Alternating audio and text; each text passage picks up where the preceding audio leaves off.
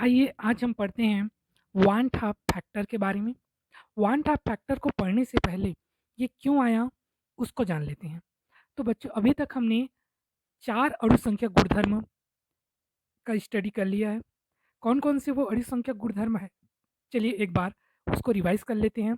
हमारा सबसे पहला अणु संख्या गुणधर्म था वाष्प दाब में आपेक्षिक अवनमन और उसके लिए फार्मूला था P0A माइनस PA बटे P0A equal to XB। XB क्या है? B का मोल प्रभाज है। हमारा दूसरा जो कॉलिगेटिव प्रॉपर्टी था वो है क्वथनांक में उन्नयन। क्वथनांक में उन्नयन का सूत्र डेल टी बी बराबर के बी एम। यहाँ पे एम क्या है? मोललता है। तीसरा हमारा जो अणु संख्या गुणधर्म था वो है हिमांक में अवनमन। इसका सूत्र है del T F equal to K F M. यहाँ पे एम मोललता है। और लास्ट हमारा अंतिम जो अणु संख्या गुणधर्म था वो है परासरण दाब, pi equal to C R T, या यहाँ पे हम लोग यूज़ किए थे एम आर टी। तो यहाँ पे सी या एम क्या है? वो मोलरता को दर्शा रहा है। तो सभी जितने भी अणु संख्या गुणधर्म होते हैं वो विलेय की संख्या पर डिपेंड करते हैं, ठीक है। और यदि ये अणु संख्या गुणधर्म या अणु संख्या गुण में परिवर्तन हो जाए तो विलेय के अणु भार में भी परिवर्तन हो जाता है, जिसे हम लोग असामान्य आणविक द्रव्यमान कहते हैं। तो अणु संख्या गुण में परिवर्तन कब होता है? आइए जानते हैं। 2 कारणों से ये जो अणु संख्या गुण है वो चेंज होता है। पहला है संयोजन और दूसरा है वियोजन। किसका संयोजन? विलेय का।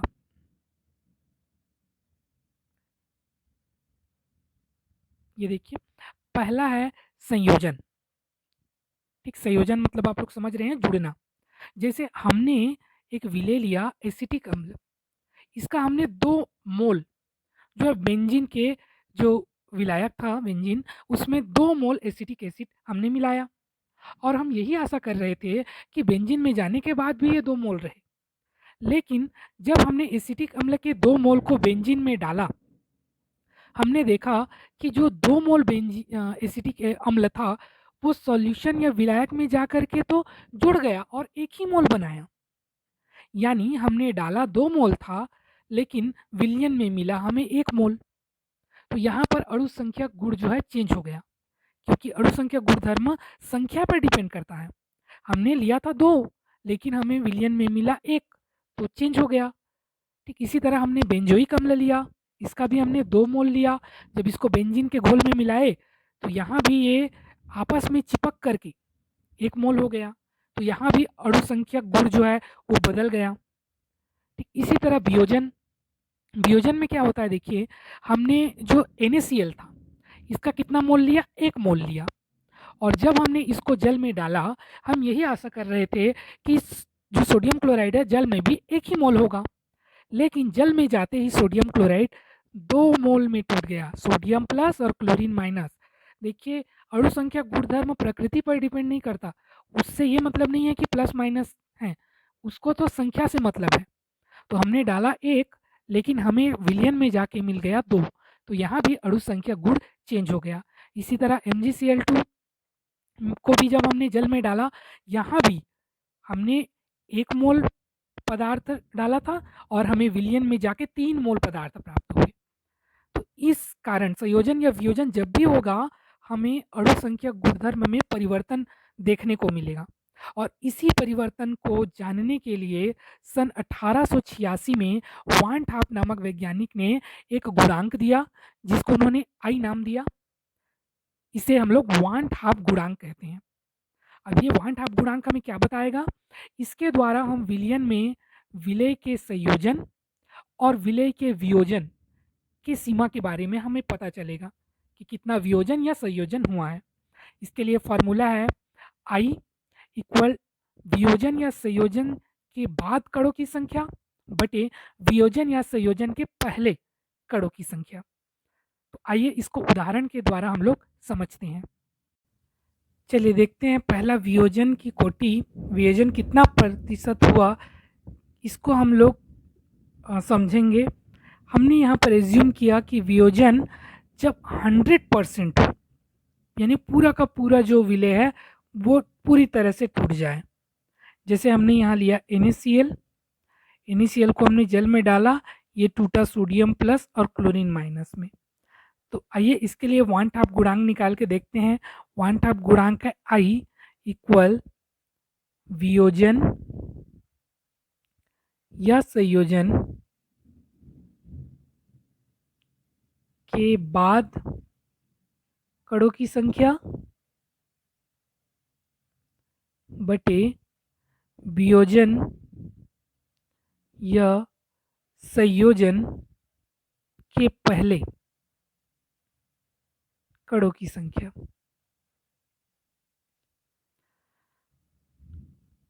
इसमें देखिए वियोजन के बाद, चूंकि वियोजन हो रहा है, वियोजन के बाद कणों की संख्या कितनी है? 1 और 2। तो वियोजन के बाद हम लोग कणों की संख्या लिखेंगे 2 बटे वियोजन या संयोजन के पहले कणों की संख्या कितनी है? पहले हमने 1 ही मोल लिया था, विलयन में जाके 2 मोल हो गया, तो हम लोग यहाँ पर लिखेंगे 1। वियोजन के पहले कण की संख्या 1 थी और वियोजन के बाद वो 2 में चेंज हो गया, तो I बराबर कितना आएगा? 2 आएगा। ठीक, इसी तरह चलिए हम लोग दूसरा एग्जाम्पल लेते हैं। MgCl2 gives Mg plus 2Cl minus. यहाँ पर I निकालेंगे वियोजन के बाद कणों की संख्या बटे वियोजन के पहले कणों की संख्या। वियोजन के बाद कणों की संख्या कितनी है? 1 और 2, यानी कि टोटल 3, और वियोजन के पहले कणों की संख्या 1, तो I इक्वल टू आएगा 3। एक और एग्जाम्पल देखते हैं। Al2SO4 thrice gives 2Al plus 3SO4 minus.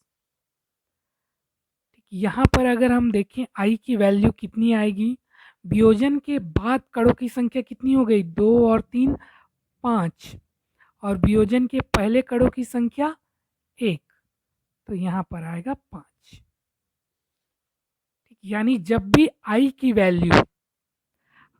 Value जब भी 1 से ज़्यादा आए, I की वैल्यू जब भी 1 से ज़्यादा आए, समझ जाइए वो वियोजन वाला केस है। वियोजन जब भी होगा I की वैल्यू हमेशा 1 से ज़्यादा आएगी। ठीक, अब यहाँ हमने माना था कि जब वियोजन कैसे हो? 100% हो, लेकिन अगर वियोजन 100% ना हो तो दूसरा केस हम लोग लेते हैं, वियोजन 100% ना हो। उस केस में क्या करेंगे? तो उस केस में जैसे कि हम ले रहे हैं यहाँ पर सोडियम क्लोराइड मान लीजिए 70% या 80% जितना भी हुआ, 100% नहीं हुआ, 100% ये नहीं टूटा। तो उस स्थिति में हम यहाँ पर एज्यूम करेंगे कि पहले NaCl कितना था? 1 मोल लिए थे। अब 1 मोल में कितना मोल जो है वो सोडियम और क्लोरीन में टूटा? तो हम इसको मान लेते हैं अल्फा। ठीक, हमने ये माना कि हमने सोडियम क्लोराइड कितना लिया था? 1 मोल, उसमें से कितने मोल टूटे? अल्फा मोल टूटे। ठीक, शुरू में ये 1 था, ये 0 था, ये 0 था। उसके बाद हमने देखा कि इसमें मान लीजिए 70% डिसोसिएशन हुआ, तो सोडियम क्लोराइड का कितना मोल जो है टूटा, उसको हमने माना अल्फा, यानी कि 1 था उसमें अल्फा मोल टूट गए। तो सोडियम कितने बचे? देखिए, 1 सोडियम क्लोराइड से 1 सोडियम बन रहा था, 1 सोडियम क्लोराइड से 1 क्लोरीन बन रहा था, इसलिए 1 अल्फा से अल्फा सोडियम बनेगा। इसी तरह 1 सोडियम क्लोराइड से अल्फा सोडियम क्लोराइड से अल्फा क्लोरीन बनेगा।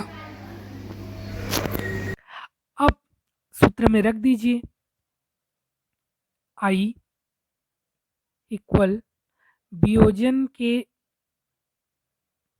बाद कणों की संख्या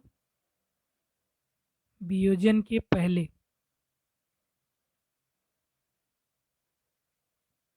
कणों की संख्या। आइए देखते हैं कि आई का मान हम किस तरह से निकालेंगे। आई इक्वल टू वियोजन के बाद कणों की संख्या। वियोजन के बाद कहाँ कहाँ पर विलय के कण हैं उसी को हमें देखना है। तो यहाँ विलय के कण हैं अल्फा, यहाँ विलय के कण हैं अल्फा, और अगर आप ध्यान देंगे तो यहाँ भी विलय के कण हैं, क्योंकि पूरा सोडियम क्लोराइड तो टूटा नहीं, कुछ सोडियम क्लोराइड यहाँ भी बचे हुए हैं। एक में केवल अल्फा ही तो टूटा है, एक में अभी भी कुछ सोडियम क्लोराइड बचे हैं। तो यहाँ भी विलय की संख्या है, इसलिए हम इसको भी लिखेंगे 1 माइनस अल्फा बटे वियोजन के पहले कणों की संख्या। वियोजन के पहले विलय के कण कहाँ थे? तो वियोजन से पहले विलय के कण यहीं हैं, इधर नहीं है, तो हम लोग लिखेंगे 1। I equal to I minus alpha plus alpha plus alpha. यहाँ से माइन प्लस प्लस को काट दो, हमारे पास आएगा 1 प्लस अल्फा। ठीक, तो जब 100% वियोजन ना हो तो हम इस तरह से आई की वैल्यू निकालेंगे। चलिए एक आध एग्जाम्पल और मैं देता हूँ ताकि आप लोग को ये पूरी तरह से क्लियर हो जाए। Mg प्लस 2Cl माइनस,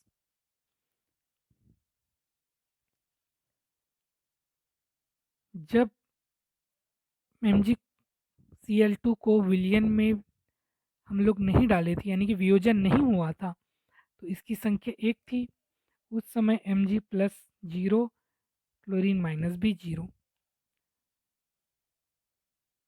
अब हम मान रहे हैं कि इसमें से अल्फा जो मोल है वो वियोजित हुआ। ठीक है, तो ये बचेगा अल्फा, एक था तब 0, एक माइनस अल्फा हुआ तब इसकी संख्या होगी अल्फा। ये एक रहता तो इसकी संख्या 2 होती।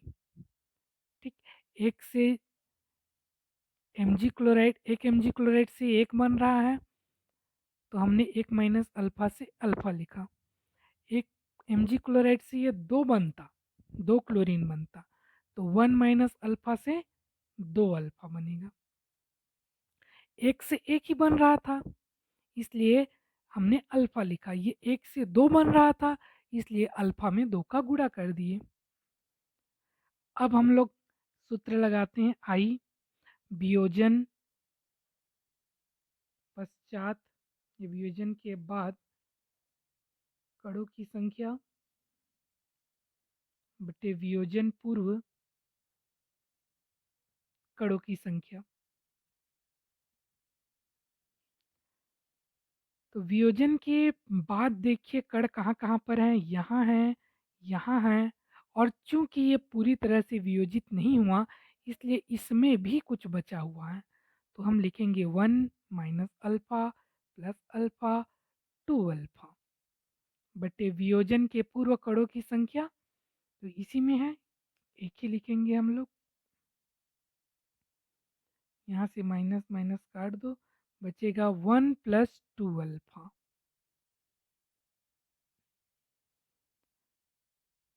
ठीक, चलिए एक आध एग्जाम्पल और लेते हैं। हमने यहाँ पर लिया Al2SO4 थ्रायस, ये बनाएगा 2Al प्लस 3SO4 माइनस। वियोजन से पूर्व ये 1 था, ये 0 था, ये भी 0 था।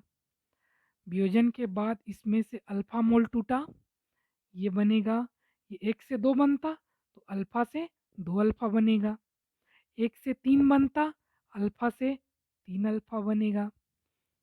अब आई की वैल्यू लगा दीजिए, वियोजन पश्चात कणों की संख्या वियोजन पूर्व कणों की संख्या। वियोजन पश्चात देखिए यहाँ, यहाँ और चूँकि पूरी तरह से वियोजित नहीं हुआ इसलिए यहाँ भी है। तो 1 minus alpha plus 2 alpha plus 3 alpha बटे 1। यहाँ से एक अल्फ़ा और यहाँ से एक अल्फ़ा कट जाएगा, ये बचेगा 1 प्लस 4 अल्फ़ा।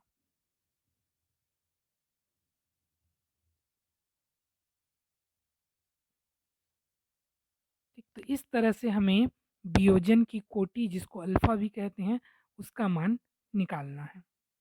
अब ये तो बात हुई वियोजन की। अब जरा संयोजन हम लोग देख लेते हैं।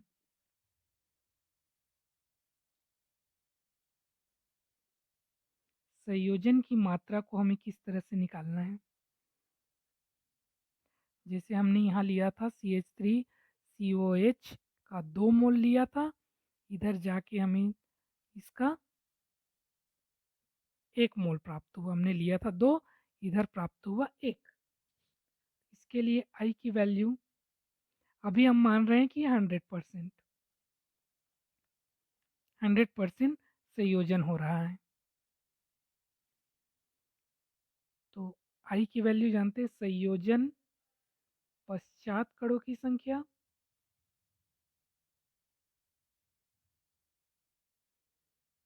बटे संयोजन से पहले कणों की संख्या।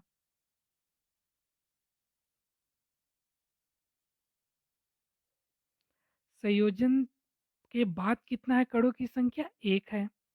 संयोजन से पहले कणों की संख्या कितनी थी? 2 है। तो हम यहाँ पर लिखेंगे आई की जो वैल्यू आएगी वो 0.5 आएगी। यहाँ से हम एक निष्कर्ष ये निकाल सकते हैं कि जब भी वियोजन होगा, सॉरी, जब भी क्या होगा, संयोजन होगा, आई की जो वैल्यू है वो हमेशा 1 से कम आएगी।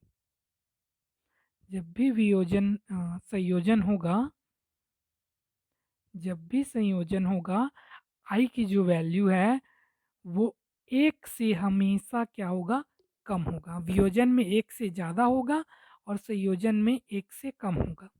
यदि संयोजन और वियोजन ना हो तो आई की वैल्यू जो है हमेशा 1 होगी। आई की वैल्यू 1 है मतलब ना तो संयोजन हो रहा है ना वियोजन हो रहा है। यदि आई की वैल्यू 1 से ज़्यादा है तो ये यहाँ पर हो रहा है वियोजन। आई की वैल्यू अगर 1 से कम है तो हो रहा है संयोजन। ठीक, इस तरह से हम इसको निकालेंगे।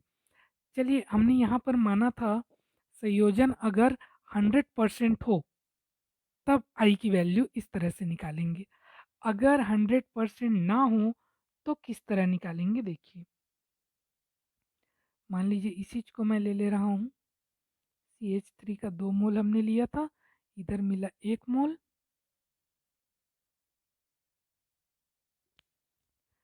अब हम ये मान रहे हैं कि पूरी तरह से एसोसिएट नहीं हुआ, पूरी तरह से नहीं जुड़ा, इसमें से कुछ मोल ही जुड़े, तो हम इसको मानेंगे 1, तो इधर को मानेंगे 0। ठीक, अब यहाँ से मान रहे हैं 1 माइनस अल्फ़ा, यानी एक में से अल्फ़ा जो मोल थे वो आपस में जुड़े, तो ये कितना बचेगा? यहाँ पर जब भी हम लोग लिखेंगे इस चीज़ को ध्यान रखेंगे, 2 से बन रहा था 1, 2 से बन रहा था 1, तो अल्फ़ा से बनेगा अल्फ़ा बटे 2। 2 से बन रहा था 1 यानी कि जितना था उसका आधा बन रहा था। अल्फ़ा जो है कण वो संयोजित हो रहे थे, तो अल्फ़ा का आधा अल्फ़ा बटे 2। ठीक, अब आई लगाते हैं। आई संयोजन पश्चात, संयोजन पूर्व कणों की संख्या।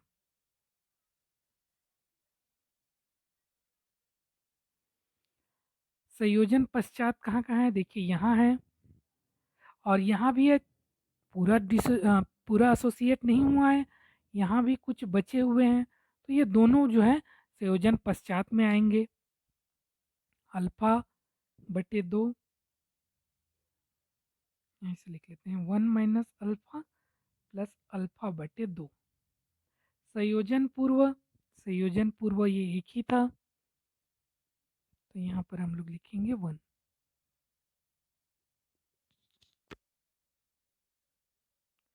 इसको सॉल्व करते हैं।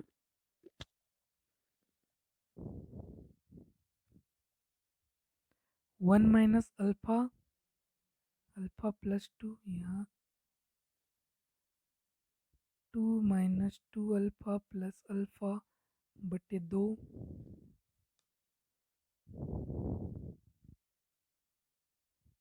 2 माइनस अल्फा बटे 2, ये आएगा 1 माइनस अल्फा बटे 2। 1 माइनस अल्फा बटे 2। ठीक, किस तरह से आया कैलकुलेशन बस करना है आप लोग को। यहाँ चलिए मैं एक बार और करके बता देता हूँ कि ये किस तरह से आया। हमारे पास था 1 माइनस अल्फा प्लस अल्फा बटे 2। हमने क्या किया, हमने त्रियक गुणा कर दिया, तो 1 2 से 2 एक कम 2, 2 अल्फा प्लस इधर से ये 1 अल्फा बटे 2 एक कम 2। यहाँ ये माइनस 2 अल्फा, ये 1 अल्फा है, 2 अल्फा में से 1 अल्फा घटाएंगे तो बचेगा माइनस अल्फा। ठीक, इसको अलग अलग लिख दिया हमने। इसको अलग अलग लिखने से 2 बटे 2 माइनस अल्फा बटे 2। ठीक, इसको इसके साथ, फिर इसी को इसी के साथ, तो 2 एक कम 2, ये कट जाएगा 2 2, और ये बचेगा अल्फा बटे 2। तो इस तरह से जो हमें आई की वैल्यू प्राप्त होगी इस एसिटिक अम्ल के केस में, वो आई की वैल्यू प्राप्त होगी 1 माइनस अल्फा बटे 2। ठीक है, चलिए एक और एग्जांपल लेते हैं जिससे आपको पूरी तरह से ये क्लियर हो जाए। मान लीजिए हमारे पास एक समीकरण है,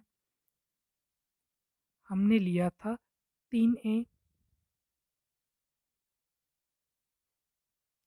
ये 3a एसोसिएट हो गया A3 में। इस और यहाँ पे हम मान रहे हैं कि 100% नहीं है, 50% है, या जितना भी है, पूरी तरह से डिसोसिएट नहीं हुआ। तो हम शुरुआत में मानेंगे इसको A, इसको मानेंगे 0। एक में से कितना मोल गया, अल्फा मोल। तो यहाँ फिर से देखेंगे ना, इसके लिए 3 में 1 हो रहा था, 3 हम लोग जब ले रहे थे तब ये 1 बन रहा था। अल्फा लेंगे तो ये कितना बनेगा, अल्फा बटे 3। 3 में 1 तो 1 में 1 बटे 3, अल्फा में अल्फा बटे 3। अब आई की वैल्यू निकालिए, संयोजन के बाद कितना बचा, तो यहाँ भी बचा और यहाँ भी बचा, 1 माइनस अल्फा प्लस अल्फा बटे 3 बटे 1। इसको सॉल्व करते हैं। 1 माइनस अल्फा प्लस अल्फा बटे 3, क्या करेंगे, तिर्यक गुणा कर दीजिए, 3 एक कम 3 अल्फा प्लस अल्फा बटे 3। 3 अल्फा में 1 अल्फा घटा दीजिए, 3 माइनस ये बचेगा 2 अल्फा बटे 3। 3 को एक बार इससे, 2 अल्फा को एक बार इससे, तो ये 3 बटे 3 माइनस 2 अल्फा बटे 3, तो 3 3 कट जाएगा, 1 माइनस 2 अल्फा बटे 3। ये आएगा इसका answer, I equal to 1 minus 2 alpha बटे 3। तो इस तरह से हमें वान ठाप गुणांक निकालना है। अणु संख्या गुणधर्म के सही मान के लिए हम जितने भी अणु संख्या गुणधर्म हैं उन सब में वान ठाप गुणांक का गुणा कर देंगे। अगर हम वान ठाप गुणांक का किसी अणु संख्या गुणधर्म में गुणा करते हैं तो कितना संयोजन या वियोजन होगा वो हमें पता चल जाएगा। तो अब हमारे पास जो अणु संख्या गुणधर्म का फार्मूला आएगा उसमें आई को हम लोग गुणा कर देंगे। जैसे हमारे पास वाष्प पदार्थ में आपेक्षिक अवनमन का सूत्र होता है P0A माइनस PA बटे P0A इक्वल टू XB। इसमें हम लोग आई का गुणा कर देंगे। इसी तरह हमारे पास क्वथनांक में उन्नयन का सूत्र होता है del TB equal to KB M। इसमें भी हम लोग आई का गुणा कर देंगे। तीसरा हिमांक में अवनमन डेल TF equal to KF M। इसमें भी आई का गुणा कर देंगे। और अंतिम हमारा जो अणु संख्या गुणधर्म था परासरण दाब पाई इक्वल टू CRT या MRT, इसमें भी आई का गुणा कर देंगे। तो इस तरह से हम अगर वान हाफ गुणांक को मल्टीप्लाई करते हैं तो कितना संयोजन या वियोजन हुआ वो पता चलेगा और हमें सही वैल्यू प्राप्त होगी। तो हम बना के देखते हैं कि किस तरह से हम लोग वान हाफ गुणांक का यूज़ करेंगे। मान लीजिए हमारे पास है 1 molar sodium chloride, 1 molar magnesium chloride, 1 molar मान लीजिए हमारे पास है Al2SO4 थ्राइस। जहाँ पे तीनों का टेम्परेचर 273 केल्विन है तो सबसे ज़्यादा परासरण दाब किसका होगा? परासरण दाब सबसे ज़्यादा किस में होगा?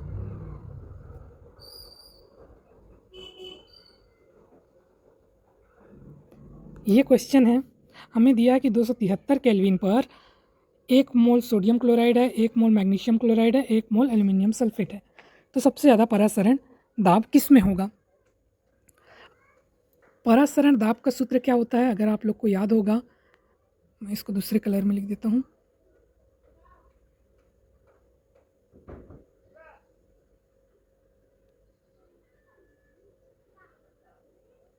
अगर आप लोग को याद होगा पाई इक्वल टू MRT। यहाँ पे M भी तीनों के लिए सेम है, R चूँकि स्थिरांक है तीनों के लिए सेम है, T जो तापमान है वो भी तीनों के लिए सेम है। तो सोचिए अगर हमारे पास वान हाफ गुणांक नहीं होता तो हम इसका आंसर ही नहीं खोज पाते। हमें लगता तीनों का परासरण दाब सेम है, लेकिन वान हाफ फैक्टर से हम आसानी से बता सकते हैं कि किसका जो परासरण दाब है वो ज़्यादा होगा। हमारे पास जो नया सूत्र आता है उसमें हम लोग आई का गुणा करते हैं। अब MRT तीनों के लिए सेम है, आई का मान हमें डिसाइड करना है और आई का मान ही सबसे ज़्यादा परासरण दाब किसका होगा वो डिसाइड करेगा। अगर हम बात करें सोडियम क्लोराइड के लिए, सोडियम क्लोराइड के लिए आई की वैल्यू होगी 2, मैग्नीशियम क्लोराइड के लिए आई की वैल्यू होगी 3 और एल्युमिनियम सल्फेट के लिए